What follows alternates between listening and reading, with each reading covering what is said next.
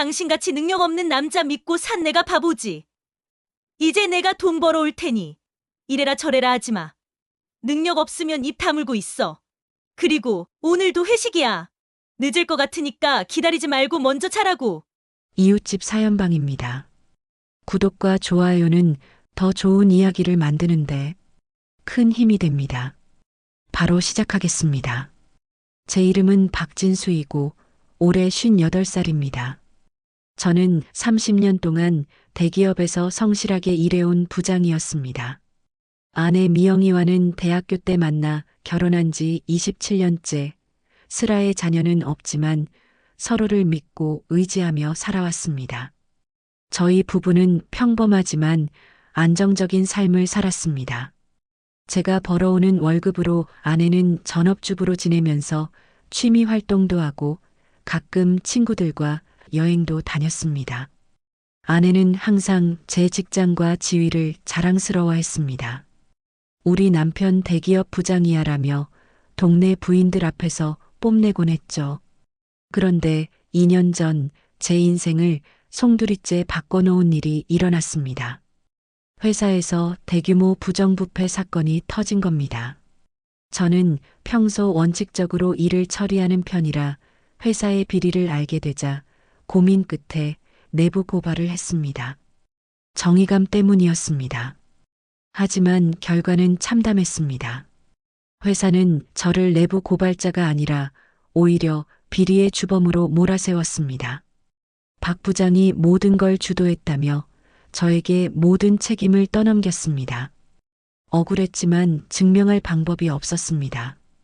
결국 저는 해고당했고 30년 직장 생활이 하루아침에 끝났습니다. 그날부터 아내의 태도가 180도 바뀌었습니다. 처음엔 위로해주던 아내가 며칠 지나자 노골적으로 저를 무시하기 시작했습니다. 당신이 잘못한 게 아니라면 왜 회사에서 해고시켰겠어? 분명 당신이 뭔가 잘못했을 거야. 더 충격적이었던 건 아내가 제 앞에서 대놓고 한 말이었습니다. 당신같이 능력 없는 남자 믿고 산 내가 바보지. 30년 동안 집에만 있던 내가 이제 나가서 돈을 벌어야 한다니. 매일같이 저를 경멸하고 무시했습니다. 이제 내가 돈 벌어올 테니 각오해. 아내는 이런 말을 하며 일자리를 구하러 다니기 시작했습니다. 하지만 27년간 전업주부였던 아내에게 좋은 일자리가 있을 리 만무했습니다. 결국 아내가 찾은 일은 시내 대형 빌딩의 청소부였습니다. 그동안 콧대 높던 아내가 청소부가 된 겁니다. 저는 미안한 마음이 컸지만 아내는 모든 걸 제 탓으로 돌렸습니다. 내가 이런 일까지 해야 하는 게 다 누구 때문이야? 아내는 매일 새벽 5시에 일어나 빌딩 청소를 했습니다. 고된 일이었죠. 그런 아내를 보며 저도 더 열심히 재취업 준비를 했지만 58살의 전 직장에서 해고당한 이력이 있는 저를 받아주는 곳은 없었습니다. 아내는 날이 갈수록 예민해졌습니다. 집에 오면 항상 피곤해했고 청소일이 얼마나 힘든지 매일 불평했습니다. 손톱은 다 부러지고 무릎은 아프고 이 나이에 이런 일을 해야 하다니. 그러면서도 계속 저를 원망했습니다. 그런데 어느 날부터 아내의 분위기가 또 달라졌습니다. 여전히 저에게는 차갑게 굴었지만 예전처럼 매일 불평만 하지는 않았습니다. 오히려 가끔은 기분이 좋아 보이기도 했습니다. 오늘 일터에서 좋은 일 있었나? 물어보면 별거 아니야라며 대수롭지 않게 넘어갔습니다. 그러던 어느 날 아내가 집에 와서 신이 나서 말했습니다. 여보, 나 청소부 그만둬. 새로운 직장을 구했어. 저는 놀랐습니다. 어떤 곳인데? 시내 마케팅 회사야. 급여도 청소부보다 훨씬 많이 준대. 아내가 어떻게 그런 좋은 직장을 구했는지 신기했지만 일단은 다행이라고 생각했습니다. 아내도 오랜만에 밝은 표정을 지었거든요. 드디어 사람 대접받는 일을 하게 됐어. 이제 조금씩 나아질 거야. 새 직장을 다니기 시작한 아내는 확실히 달라졌습니다. 옷차림도 예전보다 신경 쓰고 화장품도 비싼 걸 사기 시작했습니다.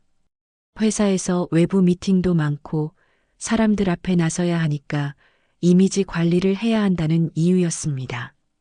그리고 회식이라는 이름으로 늦게 들어오는 날이 잦아졌습니다. 아, 오늘도 회식이야. 늦을 것 같으니까 기다리지 말고 먼저 자. 이런 전화를 자주 받게 됐습니다. 아내의 외박이 잦아지면서 저는 점점 의심스러워졌습니다. 회식이 일주일에 서너 번씩 있다는 게 이상했거든요. 그것도 새벽까지 하는 회식이라니. 게다가 아내가 평소보다 비싼 액세서리를 하고 다니기 시작했습니다. 그 목걸이 새로 산 거야? 물어보면 회사 동료가 선물해 준 거야 하고 넘어갔습니다. 반지도 귀걸이도 마찬가지였습니다. 회사 사람들이 참 좋네라고 하면 그런 곳이야. 서로 챙겨주고 그래라며 별다른 설명은 하지 않았습니다. 저는 확신은 없었지만 뭔가 이상하다는 느낌을 지울 수 없었습니다. 하지만 증거도 없었고 혹시 제가 의심병에 걸린 건 아닌가 하는 생각도 들었습니다. 실직 후 자신감을 잃어서 아내까지 의심하는 건 아닌가 싶어서 말을 꺼내지 못했습니다. 그런데 한 달 전 뜻밖의 연락을 받았습니다. 아내의 중학교 동창이자 절친한 친구인 은정 씨로부터였습니다. 진수 씨, 시간 있으시면 만나서 얘기 좀 하고 싶은데요. 은정 씨는 평소 아내와 정말 가까운 사이였습니다. 중학교 때부터 친구로 지내온 사이라 우리 결혼식 때도 축하 노래를 불러줬을 정도였습니다. 그런 분이 갑자기 저를 만나자고 하니 무슨 일인가 싶었습니다. 그런데 다음 날 카페에서 만난 은정 씨의 첫마디는 충격적이었습니다. 진수 씨, 미영이가 바람 피우고 있어요. 저는 머리가 하얗게 변하는 것 같았습니다. 역시 제 의심이 맞았구나 싶으면서도 동시에 현실을 받아들이기 어려웠습니다. 정말인가요? 네, 확실해요. 그것도 첫사랑이랑요. 은정 씨가 한숨을 쉬며 말했습니다. 미영이가 청소부 일할 때 그 빌딩 소유주가 미영이 중학교 때 첫사랑이었던 거예요. 우연히 만났다가 다시 연락하게 됐대요. 은정 씨의 설명을 들어보니 이런 경위였습니다. 아내가 청소부로 일하던 중 어느 날 청소를 제대로 못했다고 관리자에게 혼나고 있을 때 그 빌딩 소유주가 나타났다고 했습니다. 그런데 그 사람이 바로 아내의 중학교 첫사랑이었던 거죠. 그 사람이 미영이를 알아보고 관리자한테 괜찮다고 하면서 구해줬대요. 그리고 나서 연락처를 주고받게 됐고 결국 자기 회사의 마케팅팀 직원으로 채용해 준 거예요. 저는 그제야 아내가 어떻게 그렇게 쉽게 좋은 직장을 구했는지 이해가 됐습니다. 누군가의 도움이 있었던 거였네요. 그 남자가 어떤 사람인가요? 제가 물어보자 은정 씨가 답했습니다. 김태성이라고 부동산 사업으로 꽤 성공한 사람이에요. 빌딩도 여러 개 갖고 있고 회사도 운영하고 있대요. 성공한 첫사랑이 나타나 아내를 구해주고 좋은 직장까지 만들어준 거였습니다. 실직한 무능한 남편과 비교되는 상황이었죠. 미영이가 제 앞에서도 노골적으로 자랑해요. 태성이가 얼마나 성공했는지, 얼마나 자상한지. 그러면서 진수 씨 욕을 해요. 남편은 해고당해서 백수인데 태성이는 이렇게 성공한 사업가다라면서요. 은정 씨의 말을 들으니 화가 났지만 한편으로는 이해가 되기도 했습니다. 저는 해고당한 백수고 그 사람은 성공한 사업가니까요. 그런데 왜 저한테 이 얘기를 해주시는 거예요? 제가 묻자 은정 씨가 진지하게 말했습니다. 진수 씨, 저는 미영이 친구지만 미영이가 하는 짓은 정말 못 봐주겠어요. 사람이 어떻게 저럴 수가 있어요? 진수 씨가 힘들 때 위로해주기는커녕 바람을 피우다니. 그것도 진수 씨 앞에서는 회식이라고 거짓말하면서요. 은정 씨는 아내의 불륜 증거들을 보여줬습니다. 두 사람이 호텔로 들어가는 사진, 주고받은 메시지들. 더 이상 의심할 여지가 없었습니다. 그런데 은정 씨, 미영이가 이런 사진들 찍히는 걸 몰랐나요? 저는 궁금했습니다. 미영이는 완전히 정신이 나갔어요. 태성이한테 완전히 빠져서 주변을 못 보고 있어요. 저한테도 자랑하듯이 얘기해요. 태성이는 나를 정말 사랑해. 나이 들어서도 이렇게 사랑받을 줄 몰랐어라면서요. 그런데 은정 씨가 더 중요한 정보를 알려줬습니다. 그리고 진수 씨, 미영이가 요즘 이상한 얘기를 해요. 태성이가 자기 사업에 대해서 자랑을 많이 한대요. 무슨 페이퍼 컴퍼니 어쩌고 하면서 서류 뭉치를 보여주면서 이렇게 해야 세금도 아끼고 비자금도 만든다고 하더래요. 그래서 미영이가 나도 이런 거 관리할 수 있어라면서 허세를 부리더라고요. 태성이가 화장실 간 사이에 미영이가 그 서류들을 몰래 사진으로 찍어뒀대요. 나중에 태성이한테 보여주면서 자기도 잘 안다고 어필하려고 했나 봐요. 은정 씨가 보여준 것은 아내가 몰래 찍어둔 서류 사진들이었습니다. 은정 씨는 이게 뭔지 모르겠지만 혹시 도움이 될까 해서 찍어뒀어요 라고 했습니다. 저는 그 사진들을 보자마자 소름이 돋았습니다. 30년간 대기업에서 일했던 경험으로 한눈에 알 수 있었습니다. 이것은 전형적인 역외 탈세 및 비자금 조성 수법이었습니다. 그날 밤 저는 잠을 이루지 못했습니다. 아내의 불륜도 충격이었지만 더 큰 건 김태성이라는 남자가 저지르고 있는 범죄의 규모였습니다.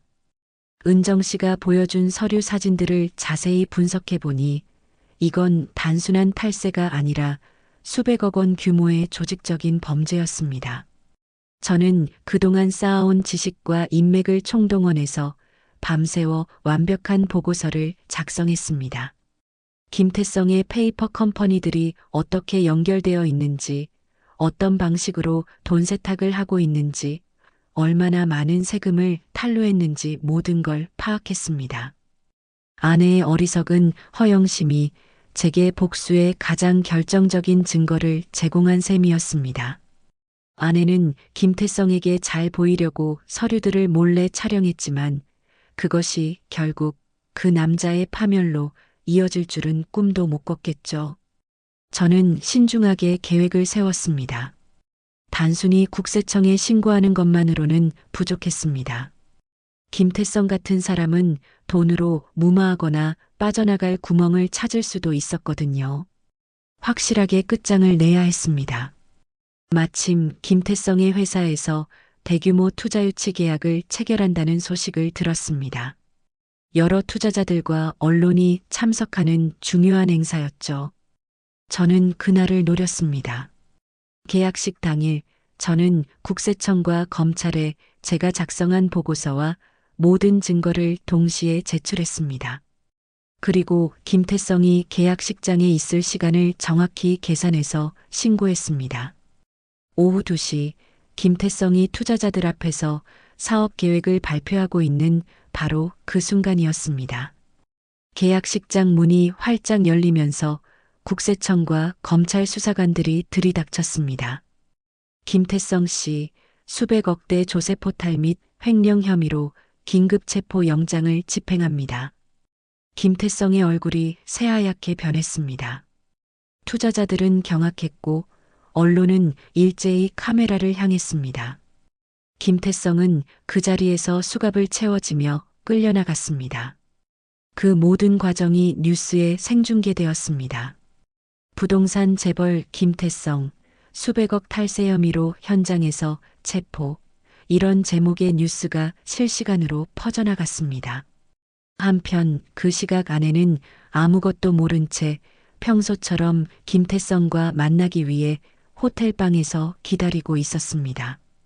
저는 호텔 위치를 미리 파악하고 있었거든요.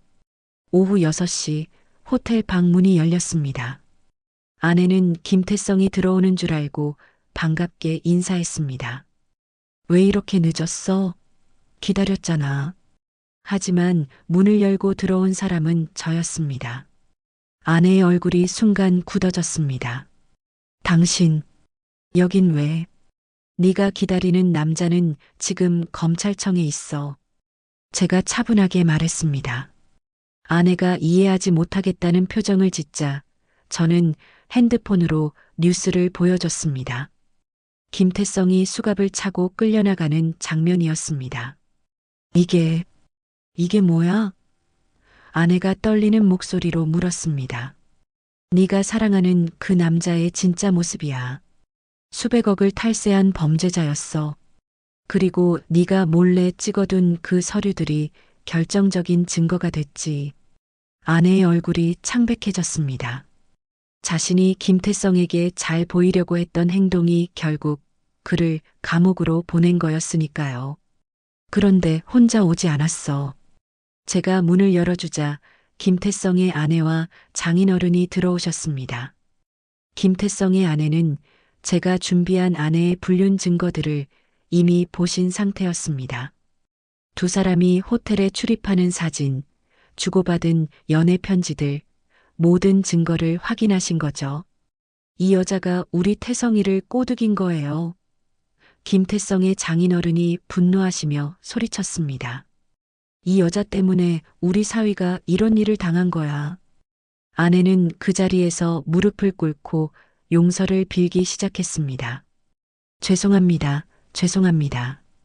정말 미안해요. 하지만 이미 늦었습니다. 김태성의 사업은 완전히 무너졌습니다. 회사는 파산했고 그가 소유했던 빌딩들도 모두 경매로 넘어갔습니다. 그리고 김태성 본인은 1심에서 징역 8년을 선고받았습니다. 저는 아내와 이혼 협의에 들어갔습니다. 아내의 불륜 증거가 완벽했기 때문에 위자료 소송에서 완벽히 승리했습니다. 아내는 집과 재산을 모두 저에게 넘겨주고 맨몸으로 나가야 했습니다. 그리고 놀라운 일이 일어났습니다. 김태성 사건을 처리하면서 제 능력을 알게 된 경쟁회사에서 저에게 연락이 온 겁니다. 더 좋은 조건으로 스카우트 제의를 받았습니다. 박 부장님 같은 분이야말로 우리 회사에 꼭 필요한 인재입니다. 정의감 있고 실력 있는 분을 찾고 있었어요. 저는 새로운 직장에서 더 높은 연봉을 받으며 일하게 되었습니다. 30년간 쌓은 경험과 노하우, 그리고 올바른 가치관을 인정받은 거였죠. 그리고 이 모든 과정에서 저를 도와준 은정 씨와 조심스럽게 새로운 인연을 시작했습니다. 은정 씨는 진수 씨 같은 분이 진짜 좋은 남자예요라며 저를 응원해 주셨습니다. 6개월 후 아내 미영이가 저에게 연락을 했습니다. 여보, 다시 만날 수 없을까? 내가 정말 잘못했어. 다시 시작해보자. 하지만 저는 단호하게 거절했습니다. 미영아, 우린 이미 끝났어. 이제 각자 자신의 인생을 살아가자. 현재 저는 새로운 직장에서 인정받으며 일하고 있습니다. 은정 씨와도 좋은 관계를 유지하며 새로운 인생을 시작했습니다. 가끔 거리에서 아내를 마주칠 때가 있지만 더 이상 아무런 감정도 느끼지 않습니다. 세상에는 정말 다양한 사람들이 살고 있습니다. 어려울 때 등을 돌리는 사람도 있지만 진심으로 도와주는 사람도 있습니다. 진짜 중요한 건 어떤 사람과 함께 하느냐가 아니라 자신이 어떤 사람이 되느냐인 것 같습니다. 여러분도 힘든 시기를 겪고 계신다면 포기하지 마세요. 언젠가는 모든 것이 제자리를 찾게 될 테니까요. 진실은 언제나 밝혀지고 정의는 결국 승리합니다. 오늘 이야기 끝까지 들어주셔서 감사합니다.